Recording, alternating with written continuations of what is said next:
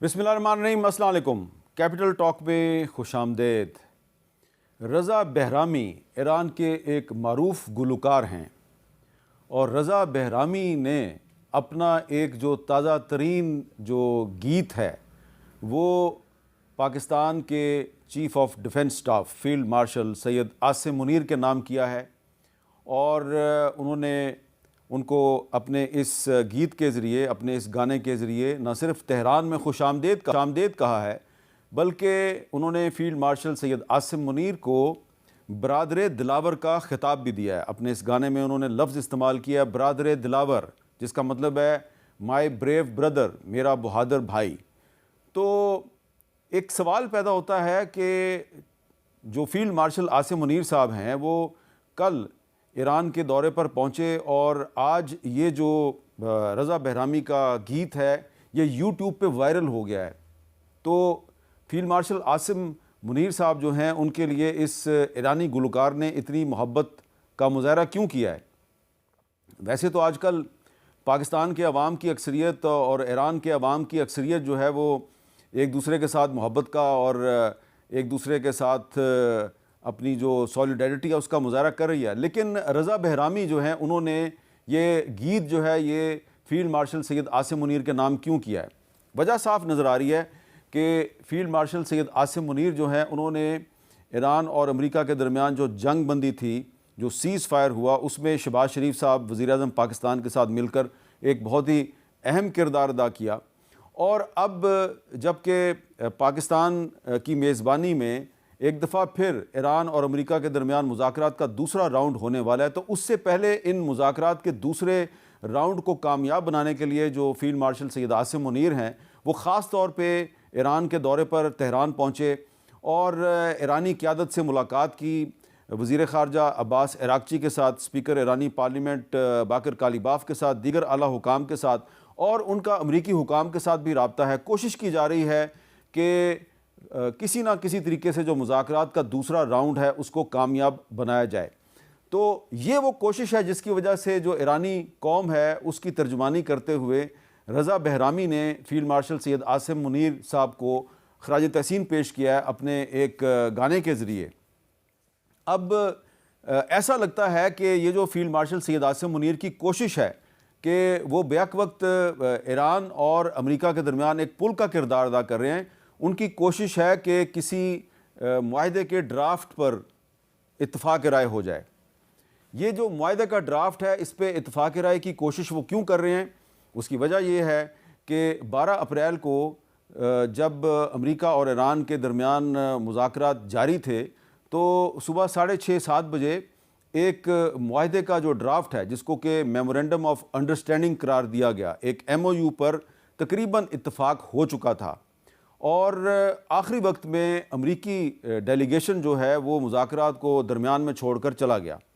ये वो वजह है जिसकी वजह से अब मुज़ाकरात के दूसरे राउंड में एक जो ड्राफ्ट है मुआहदे का उस पर इत्तफ़ाक़ राय की कोशिश की जा रही है ताकि किसी भी फ़रीक को कोई भी मौका ना मिले कि वो मुज़ाकरात को बीच में छोड़ के चला जाए। ये मैं आपको इसलिए बता रहा हूँ कि ये बड़ी एक दिलचस्प एक अंदरूनी कहानी है कि 12 अप्रैल को इतवार के दिन सुबह 7 बजे तक मुज़ाकरात जारी थे और वज़ीर-ए-आज़म शहबाज शरीफ और फ़ील्ड मार्शल आसिम मुनीर कोशिश कर रहे थे कि अमेरिका और ईरान के दरमियान कोई एग्रीमेंट हो जाए, इत्तफ़ाक़ हो जाए। दोनों फ़रीक़ैन काफ़ी करीब आ चुके थे और इस दौरान एक मुआहदे का ड्राफ्ट तैयार हो गया, एक MOU जो है वो तैयार हो गया।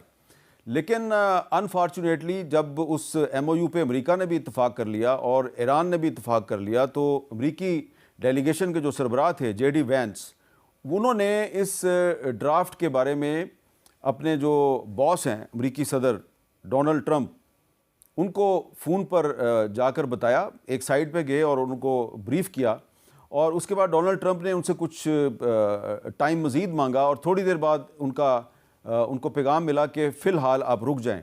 और वो जो ड्राफ्ट था, वो कागज़ था, वो JD वैंस के हाथ में था और फिर उन्होंने उनके पास कोई बहाना भी नहीं था, कोई दलील भी नहीं थी, कोई जस्टिफिकेशन नहीं थी कि वो बातचीत को दरमियान में छोड़ के चले जाएं, क्योंकि तमाम रात मुज़ाकरात चल रहे थे। उनको ये तजवीज़ दी गई कि अभी हम 7 बजे एक ब्रेक ले लेते हैं, सुबह 7 बजे, ब्रेक ले लेते हैं और 3-4 घंटे के बाद वापस आएंगे, और इस दौरान आपने जो हतमी सलाह मशवरा करना है वो भी आप कर लें। उसके बाद फिर हम ड्राफ्ट जो है उस पर दोबारा गौर कर लेते हैं। ईरानी वफ्द जो है वो इस पर तैयार था, लेकिन JD वैंस साहब जो हैं उन्होंने सिर्फ ये एक बात की कि क्योंकि ये जो मुआहदा है ये इसमें कुछ मज़ीद इम्प्रूवमेंट की ज़रूरत है और हमें मज़ीद सलाह मशवरा चाहिए और हम दोबारा फिर मिलेंगे, ये कह के वो मुज़ाकरात की टेबल से उठ गए। ईरानी वफ्द वहीं पर बैठा रहा, ईरानी वफ्द नहीं उठा। JD वैंस लेकर अपने डेलीगेशन को सीधे एयरपोर्ट गए और वहाँ से वो वापस अमेरिका रवाना हो गए, और ईरानी वफ्द उसके बाद भी काफ़ी देर तक वहाँ पे बैठा रहा। तो ये वो वजह है कि ईरानी वफ्द जो है वो ऐनी शाहिद है कि वज़ीर-ए-आज़म पाकिस्तान शहबाज शरीफ और फील्ड मार्शल सैयद आसिम मुनीर ने जो 12 अप्रैल की सुबह एक MOU का ड्राफ्ट तैयार हो चुका था, उसको तैयार करने में कितना अहम किरदार अदा किया, कितनी मेहनत की, लेकिन अनफॉर्चुनेटली अमरीकी वफ्द उठ के चला गया। तो इसलिए अब सैयद आसिम मुनीर साहब जो हैं वो कोशिश कर रहे हैं कि किसी मुआहदे के ड्राफ्ट पर इत्तफाक राय हो जाए, तमाम फ़रीक़ैन को पहले से ही एतमाद में ले लिया जाए, ईरान को भी और अमेरिका को भी। और दूसरी तरफ वज़ीर-ए-आज़म शहबाज शरीफ की कोशिश है कि जो दीगर स्टेक होल्डर्स हैं, जिसमें सऊदी अरब भी शामिल है, कतर भी शामिल है, और भी स्टेक होल्डर्स हैं, उनको भी एतमाद में ले लिया जाए और कोशिश की जाए कि जब अगले कुछ दिनों में इस्लामाबाद में अमेरिका और ईरान के दरमियान दोबारा मुज़ाकरात का राउंड शुरू हो तो उसमें कोई ब्रेक थ्रू हो जाए, और इसलिए वो ड्राफ्ट जो है एक MOU का नया ड्राफ्ट तैयार किया जा रहा है। और इसीलिए वज़ीर-ए-आज़म शहबाज शरीफ भी कोशिश कर रहे हैं और फील्ड मार्शल सैयद आसिम मुनीर भी कोशिश कर रहे हैं। तो ये है वो बैकग्राउंड जो मैंने आपको बताई है कि आपको समझ आ जाए कि फील्ड मार्शल सैयद आसिम मुनीर साहब ईरान के दौरे पे क्यों गए, और जो शहबाज शरीफ साहब हैं वो 2-3 ममालिक के दौरे पे क्यों हैं। और क्योंकि जो इंटरनेशनल डिप्लोमेसी को समझने वाले लोग हैं वो जानते हैं कि इस किस्म के जो मुआहदे होते हैं, एक मुलाकात में, एक राउंड में उन मुआहदों पर इत्तफाक नहीं होता। तो ये जो मुआहदे होते हैं इनको कैसे कामयाब बनाया जाता है, इनकी तैयारी में कौन से मराहल आते हैं, अमेरिका और ईरान के दरमियान एग्रीमेंट के रास्ते में कौन सी रुकावटें हैं, इस पर अब हम गुफ्तगू करेंगे साबिक सेक्रेटरी खारजा जनाब जलील अब्बास जिलानी साहब से। जलील साहब, बहुत बहुत शुक्रिया आपने हमें वक्त। सबसे पहले हम आपसे ये जानना चाहेंगे कि क्या आपको लग रहा है कि फील्ड मार्शल आसिम मुनीर साहब ईरान और अमेरिका के दरमियान इस वक्त एक पुल का किरदार अदा कर रहे हैं और दोनों ममालिक के दरमियान मुज़ाकरात के दूसरे राउंड से पहले किसी हतमी मुआहदे का जो ड्राफ्ट है उसको तैयार किया जा रहा है? अमीर साहब, बहुत बहुत मेहरबानी मुझे अपने प्रोग्राम में लेने का। तो मैं समझता हूँ कि जिस किस्म की डिप्लोमेटिक एक्टिविटी चल रही है, फील्ड मार्शल आसिम मुनीर साहब का विज़िट, ईरान का प्राइम मिनिस्टर शहबाज शरीफ साहब का विज़िट सऊदी अरेबिया का, इस किस्म की जो डिप्लोमेटिक एक्टिविटी है, मैंने अपनी साबका जो सफारतकारी की जो ज़िंदगी है उसमें मैंने बहुत कम देखी है। तो मैं समझता हूँ कि इसके ज़रूर नताइज बरामद होंगे। आपको मालूम है कि इसी सफारतकारी के नतीजे में हमने ये पाकिस्तान ने एक सीज़ फायर कराया। सीज़ फायर होने से न सिर्फ ये कि दुनिया को हमने एक $3 ट्रिलियन का जो नुकसान हो रहा था उससे बचाया, वो अपना स्टॉक एक्सचेंज के सिलसिले में, बाकी चीज़ों के सिलसिले में, और फिर हज़ारों लोगों की जानें भी बची। तो मेरे ख़्याल में उसी जज्बे के साथ हम आगे बढ़ रहे हैं। मेरे अपने ख़्याल के मुताबिक जो पहला दौर हुआ था जो ईरान और अमेरिका का इस्लामाबाद में, तो उसमें जो एक चीज़ बहुत अच्छी रही वो ये है कि उनके दरमियान एक कम अज़ कम एक डॉक्यूमेंट जो इस्लामाबाद MOU के नाम से मशहूर हुआ वो तैयार हुआ। तो इसका मतलब ये है कि ज़ीरो से जब शुरू हुए तो एक डॉक्यूमेंट की सूरत के अंदर वो अपना वो उनमें इत्तेफाक राय पैदा हुआ। लेकिन बात यह है कि अभी भी मसाइल ये नहीं है कि उस डॉक्यूमेंट तैयार होने के बाद वो कम हो गए होंगे। मेरे अपने ख़्याल के मुताबिक गैप्स अभी भी बहुत ज़्यादा हैं, और जिस तरीके से वाइस प्रेसिडेंट JD वैंस ने इस्लामाबाद जाने से पहले जो प्रेस कॉन्फ्रेंस की थी और उसमें उन्होंने हिंट भी कराया था कि सबसे बड़ा जो मसला है वो है न्यूक्लियर का, और न्यूक्लियर का जो मसला है उसके ऊपर उन्होंने कहा है कि वो बात फंसी हुई है।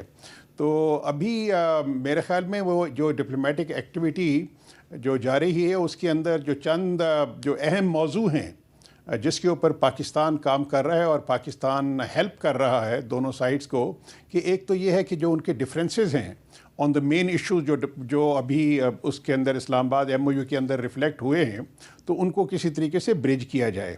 तो अब वो चाहता है अमेरिका ये चाहता है कि जी किसी तरीके से ईरान वो जो एनरिचमेंट है उसको ज़ीरो पे लेके आए। लेकिन यह है कि ईरान ने उसको कहा है कि जी हम ज़ीरो पे नहीं ला सकते, हम जो परमिसिबल लिमिट है NPT के तहत या इंटरनेशनल जो रिजीम के तहत, तो हम उधर तक रखने को तैयार हैं। तो और उसके लिए वो मेरे ख्याल में शायद गारंटीज़ देने को भी तैयार हैं। लेकिन ये है कि मेरा अपना ये ख्याल है कि वो जो अमेरिका वो और इज़राइल दोनों इंसिस्ट करेंगे कि ये किसी तरीके से वो ज़ीरो पे चले जाए, क्योंकि उनके अमेरिका के मुताबिक ये है कि अगर तो उन्होंने इसको उनको इजाज़त दी चाहे 2% की या 3% की, और उसके ऊपर वो एक मॉरेटोरियम भी लगा दिया, तो फिर आने वाले दिनों में अगर उन्होंने सैंक्शंस लिफ्ट हो जाती हैं ईरान के ऊपर, तो ईरान के अंदर वो एक तो एक इकोनॉमिक डेवलपमेंट होगी, फिर उनके जो है जो रिश्ते भी इस्तवार हो जाएंगे पूरी दुनिया के साथ, और फिर हो सकता है कि किसी स्टेज के ऊपर वो अपना वो सारे के सारे उसी प्रोग्राम पे चले जाएं। तो ग़ालिबन इसी जो एक एप्रीहेंशन के तहत ये दोनों ये इशू जो है वो इंसिस्ट हो रहा है। तो ये मसले मसाइल जो से हैं चल रहे हैं। तो लेकिन मुझे उम्मीद है कि जिस तरीके से वो जो एफ़र्ट्स हो रही हैं फील्ड मार्शल की तरफ से और प्राइम मिनिस्टर की तरफ से, तो वो किसी न किसी सूरत में रंग ज़रूर लाएंगे। जलील साहब, आपने कहा MOU जो था उसका ड्राफ्ट तैयार हो गया था, बिल्कुल आप दुरुस्त फरमा रहे हैं। तो वो जो MOU है वो 12 अप्रैल को इतवार का दिन था, तो सुबह 7 बजे तक तो मुज़ाकरात चल रहे थे। तो उस MOU के तैयार होने का मतलब ये था कि काफ़ी सारे मामलात पर मुज़ाकरात जो हैं वो कामयाब हो गए थे। अब आपने जो आइडेंटिफाई किया एक इशू यूरेनियम की एनरिचमेंट वाला मामला, तो मेरा सवाल आपसे ये है कि ये मामला जो 2015 में ईरान के और अमेरिका के मुज़ाकरात हुए थे, और उसके बाद दोबारा पिछले साल भी मुज़ाकरात हुए, फिर इस साल फरवरी में भी मुज़ाकरात हुए ओमान की कोशिश से, क्या इस मामले पर भी ईरानी जो हैं उन्होंने बहुत ज़्यादा फ्लेक्सिबिलिटी नहीं दिखाई, और फिर क्या इस्लामाबाद में भी उन्होंने बहुत ज़्यादा फ्लेक्सिबिलिटी नहीं दिखाई? अमेरिका ये जो MOU है उसको बीच में छोड़ के वापस क्यों चला गया? मीर साहब, जो पहले जो 2015 के अंदर जो इनके मामला तय पे JCPO के ज़माने में, और फिर जनवरी इस साल के जनवरी में जो जिनेवा में मुज़ाकरात तय पाए हुए थे, तो उसके अंदर तो ये काफ़ी हद तक प्रोग्रेस हो चुकी हुई थी, और ओमानी फॉरेन मिनिस्टर ने कन्फर्म भी किया था। लेकिन लगता है कि अभी थोड़ी सी गोल पोस्ट अमेरिका की जानिब से उसमें वो तब्दीली आई है। तो उसमें तो ये था कि वो शायद उस वक्त ये कंसीड उन्होंने किया कि ईरान को वो जो कह रहे हैं कि जी NPT के तहत या जो इंटरनेशनल रिजीम के तहत उनको अलाउ कर दिया जाए ये 3 to 4% तक की एनरिचमेंट। लेकिन ग़ालिबन उसके ऊपर अब वो जो से है वो तैयार नहीं है, अमेरिका तैयार नहीं है। वो चाहती हैं कि बिल्कुल ही ज़ीरो पे चला जाए और गारंटी दी जाए कि वो आइंदा इस चीज़ को परसू नहीं करेंगे। तो ये चीज़ जो है वो शायद ईरान की जो हुकूमत है वो बज़ाहिर ये लगता है कि उनके लिए मुश्किल हो, और इसी सिलसिले में मेरा ख़्याल में वो तगो जारी है कि किसी न किसी तरीके से कोई कॉम्प्रोमाइज़ हो जाए। मेरा ये ख़्याल है कि अगर जब दूसरा राउंड हो जाएगा तो कुछ गारंटीज़ के तहत हो सकता है कि सम व्हाट इन बिटवीन फ़ैसला हो जाए, 0 to वो 0 भी ना हो और 3 to 4% जो ईरान कहता है वो भी ना हो, समवेयर इन बिटवीन जो एक उसके ऊपर एग्रीमेंट हो जाए। जलील जिलानी साहब, ये जो लिबनान में सीज़ फायर का मसला है ये भी बड़ा अहम है, क्योंकि जब आपको याद होगा वज़ीर आज़म शहबाज शरीफ साहब ने सीज़ फायर का ऐलान किया था तो उनका जो स्टेटमेंट था उसमें लिबनान का जिक्र था। बाद में JD वैंस साहब जो हैं उन्होंने कहा जी कि Lebanon is not part of our deal.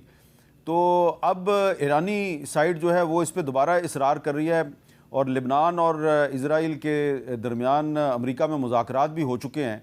तो आपको लग रहा है कि लिबनान में सीज़ फायर का मसला जो है ये कोई इस्लामाबाद में मुज़ाकरात के दौरान कोई मुश्किलात पैदा नहीं करेगा? अभी तो मीर साहब जौन सी है ना, ये इस किस्म की जो ब्रिंकमैनशिप वो चलेगी। अब जिस तरीके से वो अमेरिका की जानिब से वो ऐलान हुआ है कि वो मज़ीद फ़ौजें भेज रहे हैं ताकि वो स्ट्रेट ऑफ हॉर्मुज़ को ब्लॉक किया जाए, इसी तरीके से जो ईरान इंसिस्ट कर रहा है कि लेबनान का जो सा है मसला वो भी इसी बातचीत में हल हो जाए। लेकिन सच्ची बात यह है कि एज ए प्रैक्टिशनर मैं इसको किस तरीके से देखूंगा, मैं तो इसको इस तरीके से देखूंगा कि ईरान की क्या जो मेन प्रायोरिटीज़ क्या होंगी और इसी तरीके से अमेरिका की मेन प्रायोरिटीज़ क्या होंगी इस स्टेज के ऊपर। इस स्टेज के ऊपर जबकि अमेरिका भी बहुत ही मुश्किलात में का सामना है उसको, ये जंग के सिलसिले में जो उनको पैदा हुई हैं, इसी तरीके से ईरान को भी हुई हैं। तो मेरी अपनी जो समझ में आती है चीज़, उसके मुताबिक तो ईरान के लिए जो इमीडिएट मसले हैं वो तो ये है कि एक तो अपनी वो जो न्यूक्लियर कैपेबिलिटी उसको किसी न किसी सूरत में रिटेन कर सके। नंबर 2 ये है कि जो मिसाइल प्रोग्राम उन्होंने शुरू किया है उसको भी प्रिजर्व कर सके। तीसरा ये है कि वो सैंक्शंस लिफ्ट हो जाएं और जो एसेट्स हैं वो रिलीज़ हो जाएं। तो ये चीज़ें तो जौन सी हैं अगर इमीडिएट है तो उससे काफ़ी ज़्यादा रिलीफ मिलेगी। तो बाकी जौन सी है ये तो हो नहीं सकता कि मेरी ख्वाहिश हो कि हर चीज़ मेरे ख्वाहिश के मुताबिक हल हो जाए और अमेरिका की ख्वाहिश हो कि वो मेरी ख्वाहिश के मुताबिक हल हो जाए। तो इस सिलसिले में तो वो उसका तो एक अगर वही इस चीज़ पे अगर हम इंसिस्ट करते हैं तो उसका नतीजा तो फिर जंग की सूरत हाल में होगा। तो मेरा अपना यह है कि दोनों साइड्स को अपनी अपनी प्रायोरिटीज़ देखनी पड़ेंगी। तो अमेरिका को भी अपनी प्रायोरिटीज़ देखनी पड़ेंगी कि इस वक्त क्या चीज़ उनके फ़ायदे में है। एक इम्पॉर्टेंट इशू जो कि मैं समझता हूँ कि आ सकता है कि जी फेस सेविंग, जी वो बहुत बड़ा इम्पॉर्टेंट इशू है कि वो किस तरीके से दिया जाए। अमेरिका भी चाहेगा कि मुझे कोई फेस सेविंग मिला जाए ताकि मैं इसको जंग का ख़ात्मा करूँ, और इसी तरीके से ईरान भी चाहेगा कि मुझे भी कोई फेस सेविंग मिले ताकि मेरे लिए भी जो एक रिलीफ पैदा हो, जंग का ख़ात्मा हो। और मिडिल ईस्ट की कंट्रीज़ हैं वो भी यही चाहेंगी और ग़ालिबन सारी दुनिया की यही ख्वाहिश होगी। तो वो तो एक वो चीज़ ऐसी है कि उसको बातचीत के ज़रिए हल किया जा सकता है। मसलन ये है कि अगर वो ब्लॉकेड है तो ईरान तो कह रहा है कि जी वो स्ट्रेट ऑफ हॉर्मुज़ खुला हुआ है, उसको तो मैंने बंद नहीं किया।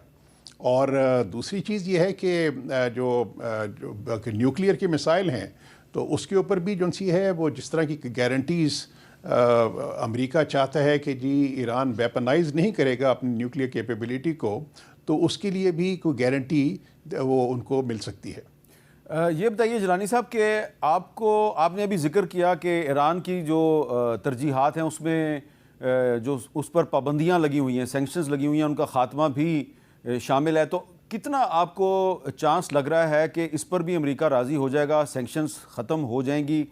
क्योंकि बहुत सी यूरोपियन कंट्रीज़ भी जो हैं वो ईरान के ख़िलाफ़ सैंक्शंस ख़त्म करना चाहते हैं, पाकिस्तान भी चाहता है। तो सैंक्शंस के ख़त्म होने का कितना इम्कान है और इसका पाकिस्तान को क्या फ़ायदा होगा?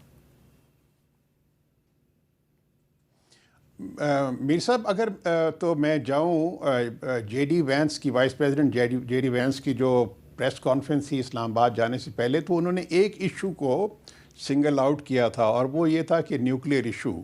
तो अगर इसी के ऊपर जो एक सेटलमेंट हो जाती है तो फिर तो अमेरिका शायद तैयार हो जाए सैंक्शंस लिफ्ट करने में और सारे अपने आप को भी इस सिचुएशन से एक्सट्रिकेट कर सके। लेकिन बात यह है मीर साहब कि ये जो सैंक्शन रिजीम है वो कोई एक रिजीम तो है नहीं है। बायलैटरल सैंक्शंस हैं, यूएन की, यूनाइटेड नेशंस की सैंक्शन है ईरान के ऊपर लगी हुई, और फिर यूरोपियन यूनियन की सैंक्शंस हैं वो भी लगी हुई हैं। तो अब ये है कि इन सैंक्शंस को अगर एक अंडरस्टैंडिंग डेवलप भी हो जाती है तो उसको थोड़ा सा टाइम लगेगा, और कितना टाइम लगेगा फिर उसमें आपको पता है कि कोई प्रोसीजरल इश्यूज भी होते हैं, उन सब को पूरा करना पड़ता है। तो लेकिन गालिबन अगर एक दफ़ा एग्रीमेंट हो जाता है तो एक उम्मीद बन जाएगी ईरान को कि सैंक्शन लिफ्ट हो जाएंगी, और इसी तरीके से बाकी दुनिया को भी उम्मीद एक बन जाएगी कि जंग का जो सा है ख़ात्मा करीब है। तो जो ईरान का एक ये भी मुतालबा है कि जो भी एग्रीमेंट होगा उसको यूनाइटेड नेशंस की जो सिक्योरिटी काउंसिल है उसकी एंडोर्समेंट भी होनी चाहिए, इसकी क्या अहमियत है? ईरान ने ये वाला नुक्ता क्यों शामिल किया है? हामिद मीर साहब, बहुत ज़्यादा एप्रीहेंशंस हैं, दोनों तरफ से बहुत एप्रीहेंशंस हैं। वो एक ट्रस्ट डेफिसिट तो है ही, और ईरान को भी है कि एक डर के वो चूँकि इज़राइल एक स्पॉइलर का रोल अदा कर रहा है और वो करता रहेगा आइंदा भी, और उनका अमेरिका के अंदर बहुत असर व रसूख भी है, तो उनको ये डर है कि अगर एक दफ़ा मुआहदा तय पा भी जाता है तो कहीं ये ना हो कि आने वाले सालों में या आने वाले महीनों में वो जो फ़ैसले हैं वो रिवर्स हो जाएं किसी न किसी प्रीटेक्स्ट के ऊपर। तो ऑब्वियसली उनकी तो ख्वाहिश है कि वो कुछ इंटरनेशनल गारंटीज़ हों ताकि वो जो फ़ैसले जो भी इस वक्त स्टेट के ऊपर हों वो रिवर्स ना हो सकें। तो मेरे ख़्याल में जो पाकिस्तान की जो कोशिश है वो भी यही होगी दोनों तरफ से कि किसी न किसी तरीके से दोनों के दरमियान वो जो एक है एक रियलिस्टिक एक्सपेक्टेशन के एक सिनारियो में दोनों को ला के किसी न किसी तरीके माहदे की तरफ शक्ल वो नमूदार हो। एक ये भी जो है नुक्ता बड़ा अहम है, जो ईरान के जो पॉइंट्स हैं उसमें वो ये भी कहते हैं जी कि हमें एक परमानेंट और कम्प्रीहेंसिव सलूशन चाहिए मिडल ईस्ट में जो इस वक्त क्राइसिस चल रहा है, इसका एक परमानेंट और कम्प्रीहेंसिव सलूशन चाहिए। क्या अमेरिका और ईरान के दरमियान मामला तय होने से जो मिडल ईस्ट में जो अमन है ये वाकई कायम हो जाएगा? क्योंकि जो मिडल ईस्ट में जो अमन है उसके कायम होने के लिए ज़रूरी है कि गज़ा से भी जो इजरायली फ़ौज है वो वापस जाए, मस्जिद अक्सा से इजराइल का कब्ज़ा ख़त्म हो, लेबनान में सीज़ फायर हो जाए। तो ये काफ़ी कॉम्प्लिकेटेड इशू लग रहा है। क्या सिर्फ अमेरिका और ईरान के दरमियान कोई एग्रीमेंट हो जाने से ये सारे मामलात हल हो जाएंगे? नहीं मीर साहब, मेरा अपने ख़्याल के अगर एग्रीमेंट हो भी जाता है तो हमारे पूरे ख़ित्ते में मिडल ईस्ट के अंदर वो जो एक एग्जिस्टिंग सिक्योरिटी आर्किटेक्चर वो जो डेवलप हुआ था पिछले कई बरस से, तो ग़ालिबन उसमें भी बेतहाशा उसमें चेंजेस आएंगी, और इसी तरीके से जो अलाइंसेस हैं वो भी एक वो नई उसकी नई सूरत निकल सकती है। अब आप देखें कि काफ़ी जगहों से ये बात उठ रही है कि किसी तरीके से एक इस्लामिक क्वाड की शक्ल में कुछ सूरत नमूदार हो।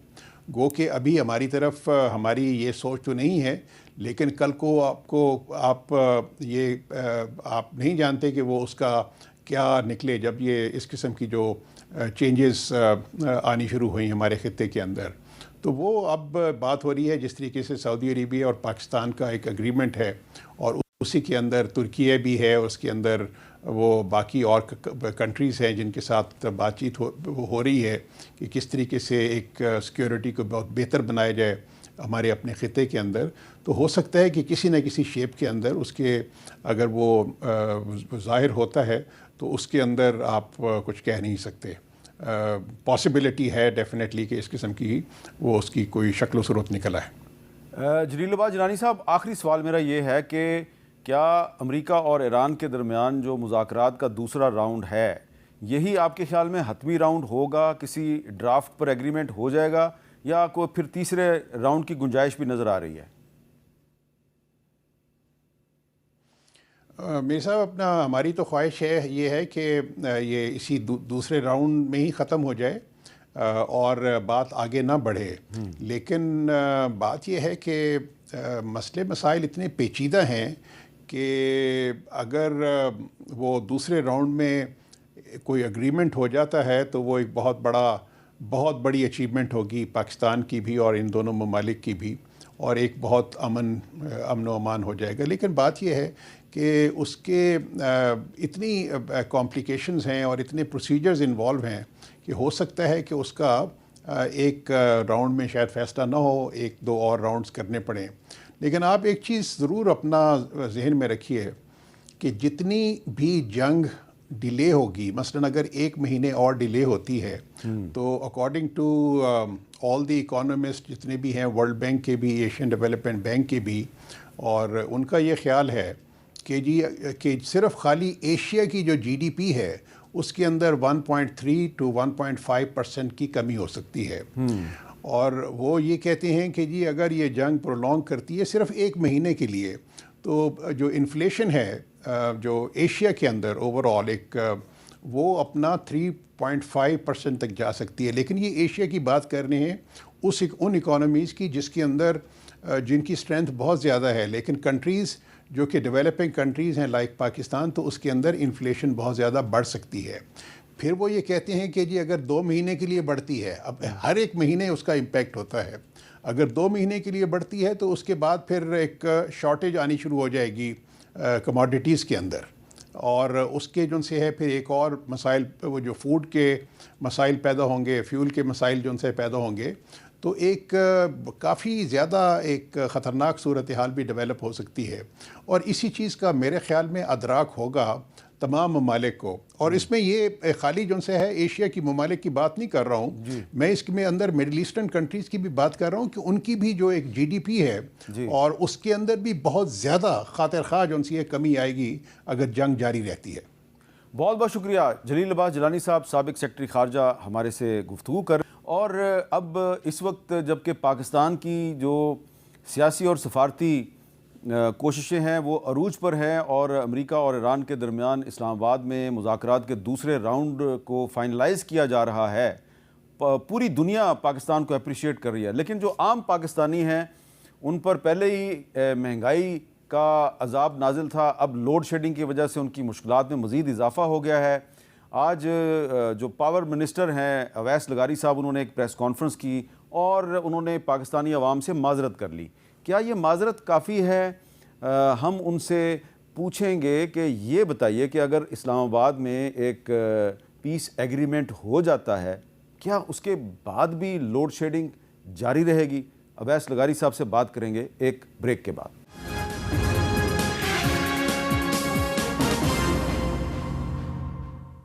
कैपिटल टॉक में खुशामदेद।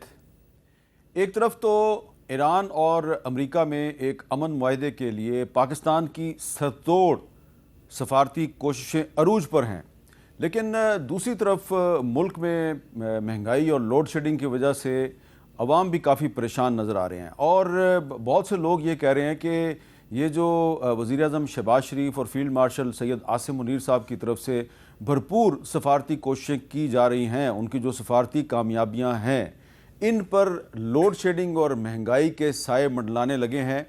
वज़ीर-ए-आज़म साहब और फील्ड मार्शल साहब तो बड़ी मेहनत कर रहे हैं, लेकिन जो वुज़रा साहिबान हैं वो उनकी इस मेहनत पर पानी फेर रहे हैं। बात थोड़ी सी सख्त है, लेकिन क्योंकि लोड शेडिंग और महंगाई की वजह से लोग बड़े परेशान हैं, तो इसलिए हमने सोचा कि आज वज़ीर तवानाई पावर मिनिस्टर जनाब अवैस लगारी साहब को बुलाएं और उनसे पूछें कि जनाब क्या आवाम की तरफ से ये जो फीडबैक आ रहा है ये दुरुस्त है। बहुत बहुत शुक्रिया अवैस लगारी साहब। आज आपने प्रेस कॉन्फ्रेंस की, उसमें आपने माजरत कर ली लोगों से कि लोड शेडिंग हो रही है, हम आपसे माजरत करते हैं। माजरत काफ़ी है बस सर, हमारे हाथ में उसके अलावा इस वक्त कोशिश करने के कि हम LNG की जो फ़्लो है पाकिस्तान के अंदर उसको दोबारा कायम करें, उसके अलावा हमारे हाथ में और कंट्रोल में है नहीं। हमारे जितने भी प्लांट्स इस वक्त पाकिस्तान के अंदर हैं, जितनी भी ट्रांसमिशन लाइंस हैं, वो सब ऑप्टिमल लेवल पे फुल अपनी कैपेसिटी के ऊपर रन हो रही हैं। फ़र्क क्या है हामिद भाई पिछले साल और इस साल के अंदर? अप्रैल के महीने का अगर हम जी आप आपस में वो करें जी कंपैरिजन, पिछले साल इस वक्त मांग को पूरा करने के लिए आपके पास तकरीबन 3200 मेगावाट जी पानी से बनने वाली बिजली थी, जो कि तरबेला डैम और मांगला डैम से भी निकलती थी। और आपके पास 3000 मेगावाट पिछले साल इसी महीने के अंदर LNG के प्लांट्स 3000 मेगावाट पैदा कर रहे थे। हमारे पास LNG के प्लांट्स 6000 मेगावाट के हैं। अब इन 3000 मेगावाट की बजाय इस वक्त 500 मेगावाट गैस प्रोड्यूस हो रही है, जो हमने लोकल गैस को डाइवर्ट करके फिर भी 500 मेगावाट एक प्लांट से जी चला रहे हैं। 2500 मेगावाट की आपके वहाँ कमी आई। उस कमी को मैं कहाँ से पूरी करूँ? उस कमी को मैं LNG की दस्तयाबी से पूरी कर सकता हूँ। LNG कतर से आती है। LNG दस्तयाब क्यों नहीं है? LNG दस्तयाब इसलिए नहीं है क्योंकि कतर से हमारे मुआहदे हैं। हम स्पॉट के अंदर अगर ओपन मार्केट के अंदर जाके लेंगे तो इतनी महंगी होगी कि 8-8 रुपए पर यूनिट बिजली की कीमत के अंदर इजाफा होगा। दूसरा, आपका पिछले साल मंगला और तरबेला में से 3200 मेगावाट पैदा हो रही थी, आज इस वक्त 1670 पैदा हो रही है। अभी तो इतनी बारिशें हुई हैं सर। बारिशों का इसके साथ सर कतन कोई ताल्लुक नहीं है। जब डैमों से पानी रिलीज़ होता है तो वो होता है इरसा की हुक्म के ऊपर। इरसा अपना हुक्म लेता है सूबों की मांग, जो किसानों को पानी के इस्तेमाल के लिए मांग ज़रूरत होती है उसके मुताबिक। इस वक्त मुल्क के अंदर पिछले 1-2 हफ्ते से बारिशें हो रही हैं। जो पिछली दफ़ा किसानों की डिमांड थी वो इस दफ़ा नहीं है। अब लोग ये कहेंगे जी बारिशें हो रही हैं तो तुम्हें ज़्यादा पानी किस चीज़ के लिए बचाना है। 30 जून तक हमारी अभी भी 15% पानी की जी शॉर्टेज है। अगर इस वक्त हम किसानों को दिए बगैर सीधा समंदर में पानी फेंक देंगे, आपके लिए फूड सिक्योरिटी और लोगों को पानी पिलाने का एक बहुत बड़ा एक इशू क्रिएट हो जाएगा इन द नियर फ्यूचर। ये जो दो फ़र्क है, यही इसी की वजह से अब हर 500 मेगावाट के पीछे 1 घंटा है। 1 घंटा अगर पूरे पाकिस्तान में बिजली नहीं होगी, वो 500 मेगावाट की बचत करेगी। इस वक्त आपकी तकरीबन 3400 मेगावाट की कल रात को पीक आवर्स के अंदर कमी थी, जो तकरीबन 6 घंटे की लोड शेडिंग के अंदर ट्रांसलेट की। अब एक और बात के ऊपर गौर करें, हमारी दिन के वक्त कोई लोड शेडिंग नहीं है। दिन के वक्त बिजली नहीं जा रही। जो बिजली चोरी वाले इलाके नहीं सर, ये अभी थोड़ी देर पहले यहाँ गई है इस्लामाबाद में। सर वो कोई टेक्निकल इशू सर 2 घंटे का शेड्यूल दिया गया है, लेकिन 10-10 घंटे लोड शेडिंग हो रही है। नहीं सर, वो 6 से 7 घंटे की लोड शेडिंग कल पीक आवर्स के अंदर हुई है। जो मैं वो प्रॉपर जी वो डेटा है उसके मुताबिक आपको अर्ज कर रहा हूँ। 3400 मेगावाट का मतलब 6 से 7 घंटे की बिजली।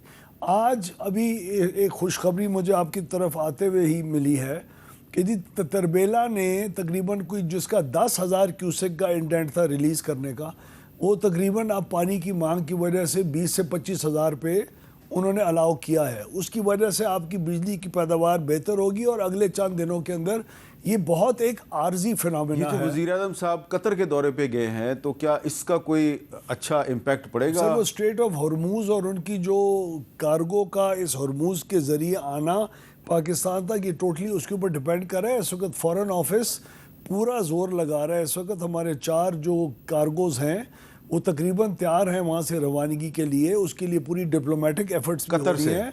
जी हाँ, जैसे ही वो वहाँ से रिलीज़ होंगे और वो पाकिस्तान पहुँचेंगे तो ये मसला उसमें तो काफ़ी दिन लगेंगे ना। लेकिन मैं चाहता हूँ ज़रा थोड़ा सा ताजर तबका और आम लोग, स्टूडेंट्स जो हैं वो किस तरह मुतासर हुए हैं और वो इस वक्त क्या सोच रहे हैं। एक तरफ वज़ीर आज़म साहब की सफारती कामयाबियाँ हैं और दूसरी तरफ आवाम के मसाइल हैं। ज़रा सुनिए जी लोग क्या कह रहे हैं। या तो कारोबार बंद करें या बिजली बंद करें, समझ से बाला तर है कि ये हो क्या रहा है। पीक आवर्स में जो हम बिजली खरीदते हैं 160 रुपए यूनिट बिजली खरीद रहे हैं हम, तो उसका कोई रिटर्न ताजरों को तो मिलना चाहिए ना। और तो कोई सारे सेक्टर में जो हम मुफ्त चल रही है आप वहाँ पे बंद करें। सनतें मुसलसल बंद हो रही हैं, तिजारत का पहिया जाम हो चुका है। तंग आमद बजंग आमद मुल्कगीर एहतजाज के अलावा अब कोई और ऑप्शन बाकी नहीं बचा। इस उम्मीद से कि अगले घंटे आ जाएगी, लेकिन वो भी 1.25 से 1.5 घंटा हो जाता है। हर घंटे के बाद घंटा क्रॉस कर जाता है। जाहिर है बच्चे ऑनलाइन या लैपटॉप और ये चीज़ें इस्तेमाल करते हैं, तो फिर अगर किसी के पास यूपीएस और नहीं हो इस तरह की चीज़ें, तो बच्चों की पढ़ाई जो है वो बहुत मुतासिर हो रही है। वोल्टेज का काफ़ी इशू आ रहा है, बिजली जो है अप एंड डाउन हो रहा है बिजली में, और लोगों को काफ़ी नुकसान भी हो रहे हैं। बिजनेस पे बहुत बुरा इम्पैक्ट पड़ रहा है। यूपीएस सिस्टम या जो बाकी चीज़ें हैं वो सही तरह से चार्ज ही नहीं हो रही हैं। 1 घंटे के बाद 1 घंटे की लोड शेडिंग है। एक्चुअली हमारे बोर्ड के एग्जाम्स हो रहे हैं, तो ना हम इसकी वजह से कोई काम कर पा रहे हैं और ना ही हम प्रॉपर स्टडीज़ कर पा रहे हैं। तो एक तरफ कोई शक नहीं, पूरी दुनिया जो है वो ईरान और अमेरिका के दरमियान सीज़ फायर कराने पे पाकिस्तान का जो सफारती किरदार है उसको खराज तहसीन पेश कर रही है। लेकिन दूसरी तरफ पाकिस्तान के अवाम जो हैं वो बड़े परेशान हैं। तो अवैस लगारी साहब, वज़ीर आज़म की जो सफारती कामयाबियाँ हैं वो आपकी वजारत और कुछ दीगर वजारतें जो हैं उनकी वजह से पस मंज़र में भी जा सकती सर, इन्हीं सफारती कामयाबियों की वजह से पाकिस्तान के अंदर डीजल और पेट्रोल की राशनिंग नहीं हुई, कमी नहीं हुई, शॉर्टेज नहीं हुई। गैस का हमारा कॉन्ट्रैक्ट एक मुल्क के साथ था जी, कतर के साथ, और उन्होंने फोर्स मेजोर डिक्लेयर किया है, गैस की प्रोविज़न नहीं है। इस वक्त स्पॉट मार्केट के अंदर भी अगर आप जाके किसी और मुल्क से भी अगर आप LNG ख़रीदते हैं तो उसकी भी कीमत इतनी ज़्यादा है कि वो 80-80 रुपये 100-100 रुपये का यूनिट पड़ा होगा, तो लोगों की किसी भी फ़ायदे का नहीं है और किसी ने इस्तेमाल भी नहीं करना। ये वो ईरान और अमेरिका की इस जंग के असरात हैं जो बिजली के सेक्टर के अंदर कीमत की शक्ल में तो नहीं आए, लेकिन गैस की जो जी शॉर्टेज है और जैसी डिमांड ऊपर बढ़ी है उसकी शक्ल में है। और ये मैं आवाम को आपकी जी तवसत से बिल्कुल यकीन दिलाना चाहता हूँ कि ये एक बहुत आर्जी है। अच्छा। और मुझे तो ये बातें सुन के वो 2017-18 के पहले वाला ज़माना याद आ गया, जब ये पूरा मुल्क जी वो बिल्कुल अंधेरों में जी डूबा हुआ था और हमारी हुकूमत की पॉलिसीज़ और फिर जो सोलर की पॉलिसीज़ हम लोग 2017 में लेके आए थे। आज अगर सोलर, मुझे मेरे स्कूल का ज़माना याद आ गया है। अगर आज जब मैं स्कूल में पढ़ता था तो जनरल ज़ियाउल हक की हुकूमत थी और लोड शेडिंग शुरू हुई। वो कहते थे बस 1986 तक लोड शेडिंग ख़त्म हो जाएगी। वो 2026 आ गया, लोड शेडिंग ख़त्म नहीं हुई। भाई आप ये भी तो ज़रूर इंसाफ जी फरमाइए कि 2017 के बाद लोड शेडिंग का मामला कभी बिजली ना होने की वजह से नहीं हुआ, और ये वो जंगी हालात हैं जो आपके हमसाया मुल्क के अंदर और स्ट्रेट ऑफ हॉर्मूज़ के अंदर हो रहे हैं, और हमारी डिपेंडेंस जो मिडल ईस्टर्न कंट्रीज़ के ऊपर थी एनर्जी की, ये उसकी वजह से जो असरात हैं जंग के, ये मुकम्मल वो हैं। इसके अलावा कोई वजह नहीं है इसमें इनएफिशिएंसीज या बैड मैनेजमेंट वगैरह का कतई नहीं। ये जो अब बिजली की जो डिमांड है उसमें और पैदावार में कोई इतना ज़्यादा फ़र्क तो नहीं है। नहीं सर, हमारे पास पैदावार इससे कहीं ज़्यादा है। हाँ, पिछले साल इस वक्त जब ये प्रॉब्लम नहीं था गैस का, तो हमारे पास 3000 मेगावाट के गैस के प्लांट्स बगैर इस्तेमाल हुए रहते थे। आपके पास 5 से 6 हज़ार मेगावाट की पीक आवर्स के अंदर भी अभी एक्स्ट्रा कैपेसिटी हुआ करती थी इसी महीने के अंदर, जो इस साल इन वजूहात की वजह से गैस और पानी की बिजली ना होने की वजह से नहीं है। लेकिन मैं आपकी तवज्जो से ये अश्योर करवाना चाहता हूँ, बार बार माफ़ करें मैं इस बात को रिपीट कर रहा हूँ, लेकिन ये बहुत आर्जी चीज़ है। ठीक है, आज से ही पानी की रिलीजेस जो बेहतर हुई हैं, आज शाम को हो रही हैं, आज से ही लोगों को इसके अंदर फ़र्क आना महसूस होगा इंशाअल्लाह। अच्छा, अब आप सोच रहे होंगे कि जनाब अगर अगले हफ्ते इस्लामाबाद में अमेरिका और ईरान के दरमियान कोई अमन मुआहदा हो जाता है तो उसके कितने दिन बाद तक लोड शेडिंग ख़त्म हो जाएगी? सोच रहे हैं ना आप, ये सवाल सोच रहे हैं ना? मैं पूछता हूँ अवैस लगारी साहब से एक वक्फे के बाद।